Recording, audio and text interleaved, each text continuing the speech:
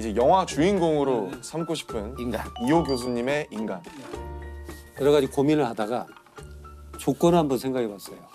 누구도 제가 말한 걸 검증할 방법이 없는 사람을 찾자.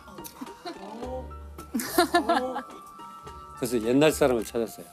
근데 참 많이 알려졌는데도 불구하고 실은 이름만 아는 경우. 제가 찾은 건 뭐 의사의 아버지라고 하는 히포크라테스를 찾았어요.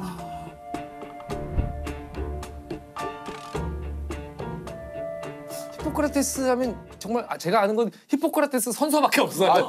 내용도 모르고 똑같아요. 그죠? 네. 그래서 뭔가 의학을 처음 만드신 분인가 보다 그냥 그렇게 막연하게 생각을 했던 것 같아요. 근데 실은 병원에서도 그 사람이 왜 의사의 선서에 등장할 수밖에 없고 의학의 아버지라고 그러고 그런 이유를 몰라요. 얼마나 옛날 사람이죠? 그때 그리스 달력으로 따져보면 이 사람 460년. 이게 이 히포크라테스에 대해서 가장 중요한 것은 신으로부터 독립시켰다. 이게 의학을 독립시켰다라고 해요. 왜냐하면 그 당시에는 다 신으로부터 미움을 받았거나 네. 신에 의한 형벌이고 신한테 기도를 드려야 되고 신전에 와서 절을 해야 되고 나으면 신한테 감사를 해야 되고 그럼 예전에는 몸이 아프거나 하면 다. 신한테 가서 기도를 그렇죠, 하고. 그렇죠. 히포크라테스는 뭐랬냐면 이게 신이 아니고 어떤 증상은 분명한 원인이 있다. 그 원인은 잘 찾으면 치료 방법도 있을 것이다. 그래서 동일한 원인이 동일한 증상을 발현하는 것을 알아요.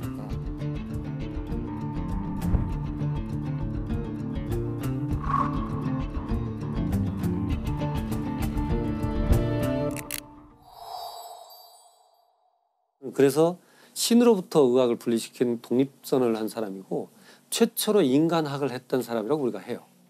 인간을 중심으로 봤다 이제 드디어. 네. 그럼 사람도 자연의 일부이기 때문에 우리는 자연 치유 능력을 가지고 있을 것이다 우리는. 우리가 증상이 나타나는 건 우리 스스로의 자연스럽지 못한 어떤 형태가 있다. 네. 그것이 환경적인 것일 수도 있고 스트레스일 수도 있고 뭐 물이나 공기의 문제 뭐 이런 것들일 수도 있고 그런 그 원인을 몰라서 우리는 막연히 신한테 물어보는 것이라는 거죠. 이 히포크라테스가 고민하는 건 보이는 증상에서 보이지 않는 인체를 해석하려고 굉장히 관찰을 많이 해요. 해부 안 했어요? 못하죠. 아, 그때는 해부를 해부는 못했군요. 근대에 와서 겨우 그래요. 해요. 그 당시는 관찰할 수 있는 도구가 없었잖아요. 네. 그러니까 관찰하기 위해서 환자의 똥을 먹어요. 환자의 똥도 먹고 콧물도 먹어보고 고름도 먹어보고 그리고 제자들도 먹게 해요. 와 대단하다. 내가 나만 과학이네. 게 아니고 나만 맛보고 이런 게 아니고 똑같이 맛보게 하는 거예요. 그리고 먹고 자 이 맛이야 이 환자 이 질환은 이 일관성을 갖는 거죠.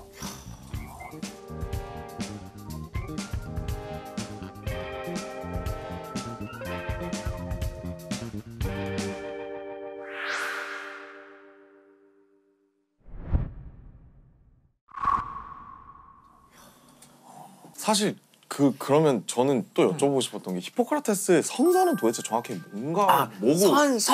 의사가들이 그렇게 하시나. 그리고 왜 시작된 건가요? 그건 이제 뭐냐면 Oath of Hippocrates.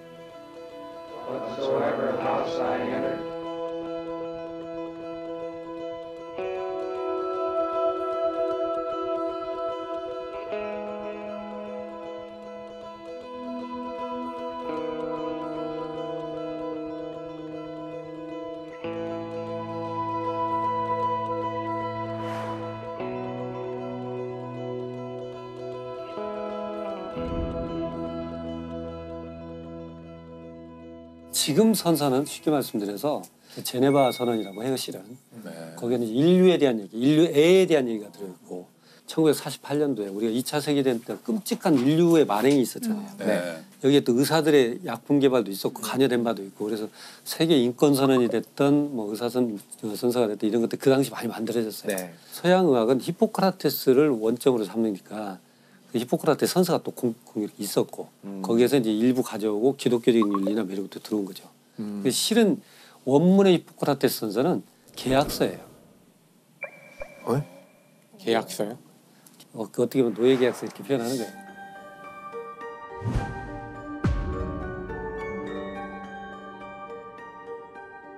근데 저희는 그 뭔가 윤리적인 서약으로 알고 있는데 그게 이제 계약서라는 건 뭐냐면 날 탓하지 마라 뭐 이런.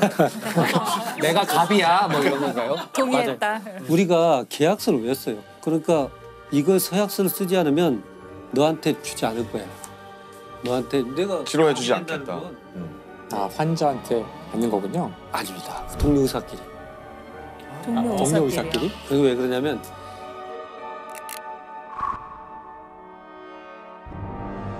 그 당시에는 학교가 없잖아요.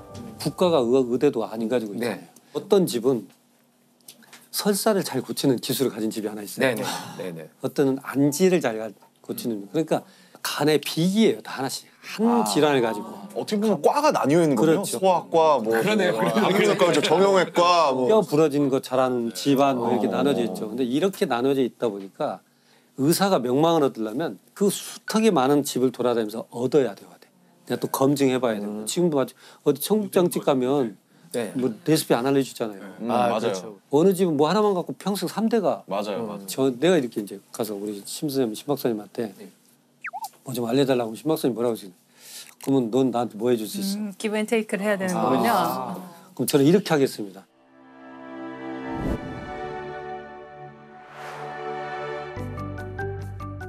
아스클레피오스는 의술의 신, 희계의 아이라는 뭐 건강의 신, 이 신 남신 여신 모든 신을 걸고 맹세를 하겠습니다.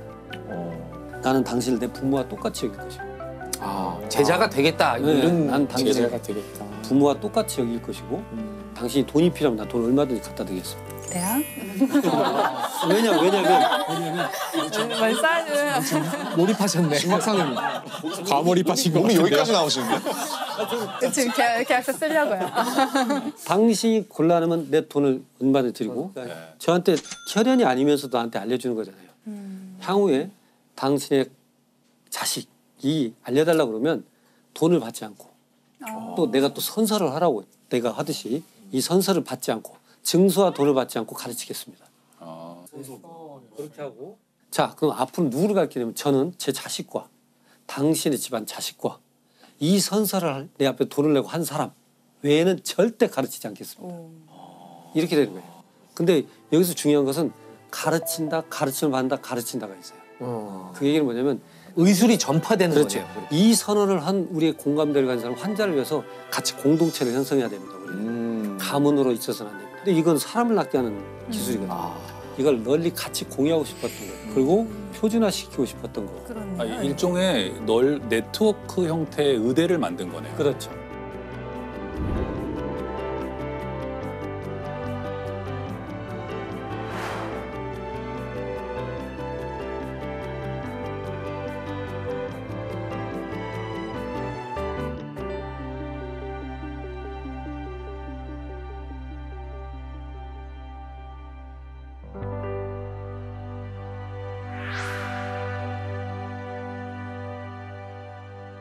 그리고 나는 이런 선서를 한 아스클레피오스 후손이고 히포크라테스 학파야 라고 해야 돼요. 근데 방금 아스클레피오스의 후예라고 하셨는데 뭐 히포크라테스가 원래는 뭐 뭐죠? 아스파라거스. 아스파라거스. 왜 이렇게 뭔 스가 많아? 아스클레피오스 후예가 아니에요? 그게 네. 신화의 아폴론의 아들이 아스클레피오스라고 하고 근데 실은 테살리아 지역에 살았던 명이에요. 근데 그걸 아스클레피오스가. 신격화 시켜버린 거죠. 그 사람이 지금 의술의 신이라는 사람인 그렇죠. 거죠? 지팡이 갖고 있는.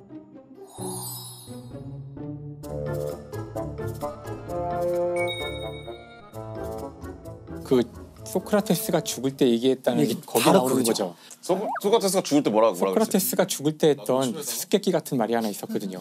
너 자신을 알라밖에 모르는데 저는?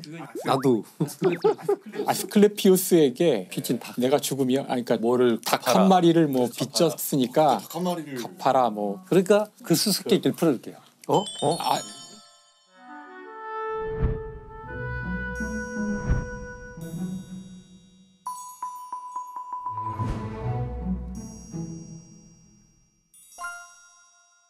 근데 그것이 제가 보면 소크라테스는 평생을 절제하고 검소하고 누구한테 신세를 지지 않았거든요. 그냥 그런 걸로 유명하잖아요. 그런데 마지막에 신세 진 게 독약을 먹었어요. 근데 왜 그 약을- 신세를 진 거예요? 그게? 그 약의 효과가 좋아요. 고통 없이 죽게. 아, 내가 사약을. 사약을 먹었는데 야 드디어 발가락부터 서서 마이뼈가 오면서 이제 곧 갈 것 같아. 자, 이 약값은 치러야지.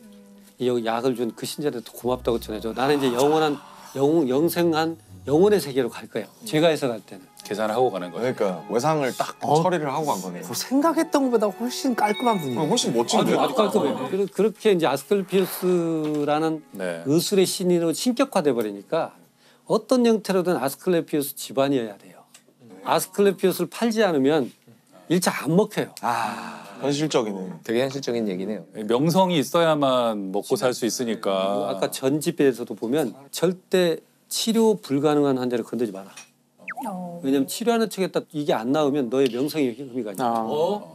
그리고 의사의 최대의 불이익은 불명예다. 돈이 아니고 다른 의사를 폄하하지 마라. 그건 네가 나약하다는 표시다. 의사는 수사학, 말하는 언변을 배워라. 또는 진료실의 매너랄지 표정을 어떻게 지어야 되며 당당해야 되고. 되게 현실적인 조언들이 막 그러니까 들어가 있는. 의사를 위한 실용서군요. 실용서. 그렇죠. 의학에 대한 어떤 좋은 책이기도 하지만 예, 그래서 70권이나 되는 거군요. 그 적을 게 70권이 너무 많아.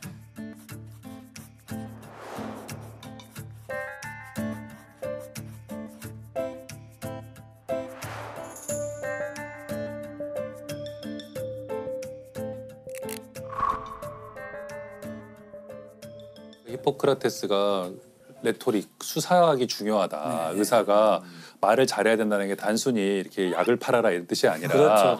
신뢰감을 주고 그렇죠. 그리고 환자들에게 이렇게 너의 병은 나을 수 있다. 뭐 이런 것들을 믿음을 적절히 주고. 잘 설명을 해주면 그렇죠.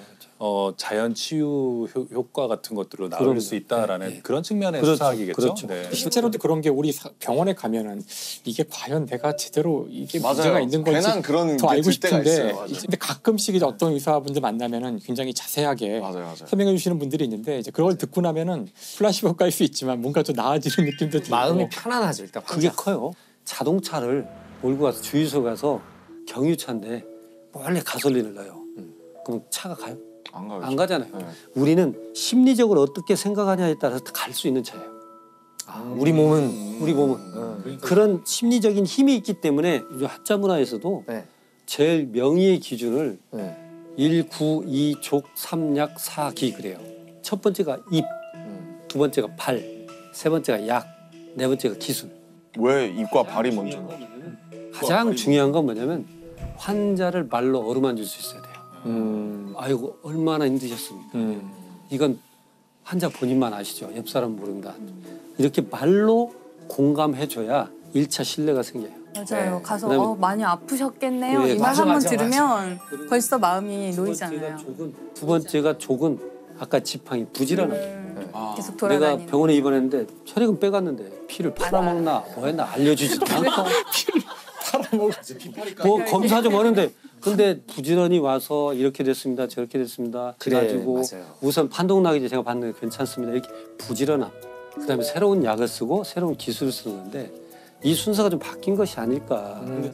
어찌 보면 우리가 뭐 병원에 몸이 아파서 병원에 가게 되면 특히 종합병원에 가게 되면 정말 목을 메고 가는 거잖아요. 그분한테 저한테 모든 목 맨다는 얘기를 하시면 법의학자는 상당히 그분에게 많은 것들을 의지하고 의지하고. 내 그렇죠. 모든 그렇죠. 것들을 다 그렇죠. 보이고 진짜 의사 선생님 이렇게 되잖아요. 뭐 한 번만 도와주십시오. 참고로 우리가 이제 클리닉이라고 하잖아요. 네. 뭐 무슨 클리닉 하잖아요.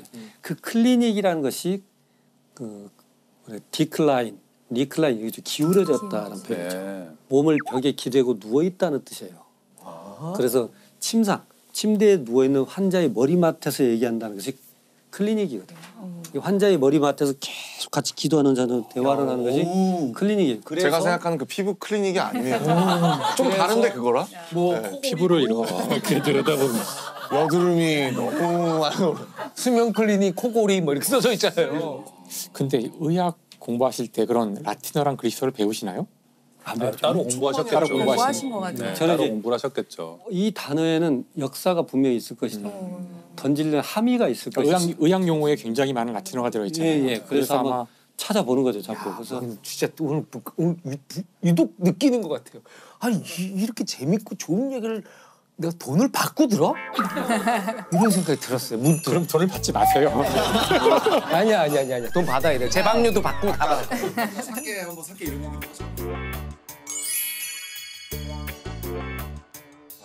이 영화로 만든다면 영화의 마지막 장면은 생각해봤는데 그 영화로 한다면 영화니까 가상일 수 있잖아요. 아까 그 소크라테스의 그 의문의 말도 다 해석되는 결말이 떠올랐는데 소크라테스가 그 감옥에서 죽을 때 제자들이 있었잖아요. 그렇죠.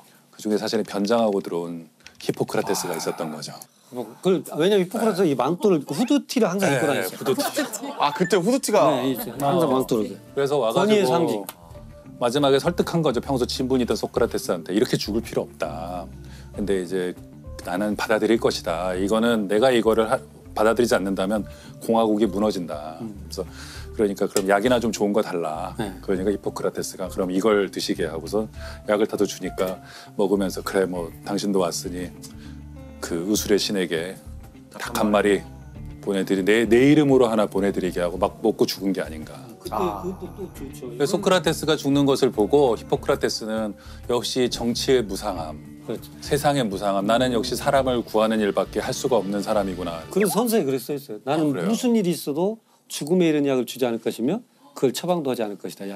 근데 독약을 준 거잖아요. 그러니까 그걸 후회하면서 떠나는 거죠. 그래서 마지막에 자막으로 다시는 이런 일을 하지 나레이션이 않는다. 깔리면서 저 멀리 북쪽이 테살리아로 떠나는 히포크라테스의 마지막 모습 엔딩 크레딧 올라가고 딱 뭐 이런 거 제일 마지막에 동신오금 뭐 김영하 이런 이렇게 작가 김영하 각색 김영하 이래가지고 역시 소설 같구나. 진짜 벌써 본것 이야기의 같아요, 이 영화를. 상상력이 아유 정말 옆에서